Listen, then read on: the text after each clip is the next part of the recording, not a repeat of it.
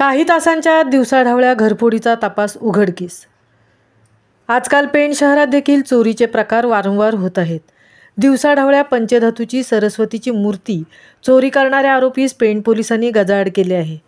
दिनांक 26 नोव्हेंबर 2024 रोजी दुपारी 12:30 ते 1च्या सुमारास पेणमधील चिंचपाडा रोड सरकारी हॉस्पिटलच्या मागच्या बाजूस ठाकूर कॉम्प्लेक्समध्ये ही चोरीची घटना घडली आहे.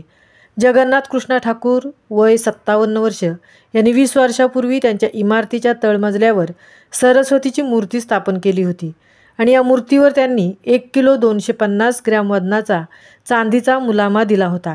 बिल्डिंगच्या तळमजल्याच्या लोखंडी ग्रिलचा दरवाजा उघडा असल्याचा फायदा आरोपीने घेतला व आरोपीने 95,000 किमतीची 15 ते 18 किलो वजनाच्या मूर्तीची चोरी करून तो तिथून पसार झाला.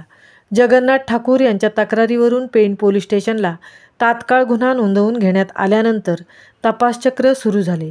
गुन्हे प्रकटीकरण कक्षाच्या अधिकाऱ्यांनी घटनास्थळाजवळील CCTV फुटेज आणि मिळालेल्या माहितीच्या आधारे कसून तपास केला असता तपासादरम्यान ITI कॉलेजजवळच्या झोपडपट्टीत राहणारा तरुण विलास चव्हाण वय वर्ष 20 यास अटक करण्यात आली, तर आरोपींनी या गुन्ह्याची कबुलीही दिली आहे.